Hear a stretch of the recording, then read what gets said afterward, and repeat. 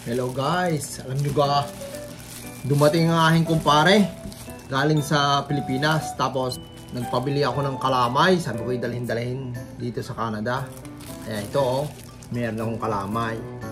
Naalala ko pa nung panahong nagtatabas pa kami sa Pika, sa Baklas, kung saan pa, tatabas ng atisan. Tapos pagka kami magkakakwentuhan, ang naisip naming merienda eh, ano gaya kang sarap ng kalamay. Tapos inakalagay sa freezer. Tapos meron ikang coke na nagyiyilo-yilo. Ang lamig. Oh, ano kang sarap ikano. Oh. Kaya ito ang gagawin ko dito. Ay ilalagay ko sa ref. Ay galing pa rin sa kwan ay. Sa Batangas pa, binilay. Sa Rosario.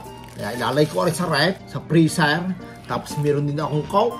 May tao coke. Kaya may tira pa akong coke. Ay, ang maganda yung nagyiyilo-yilo.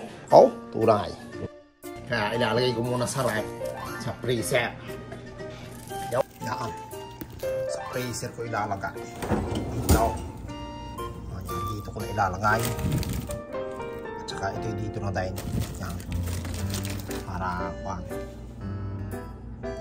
Yan.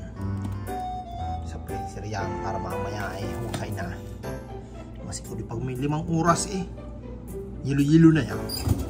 6.5 hours later. Ayan, titingnan ko na ang aking malamig na kalamay at coke.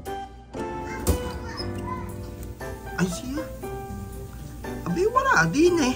Mame! Mame! Nasaan yung kalamay at coke din eh? Nainilagay ko, malamig na yun sana eh. Kinain ko na. Pinainom ko na kay Scarlett yung coke. Naka!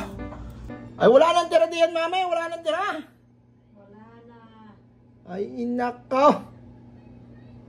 Ay, napatakap lang. Ako.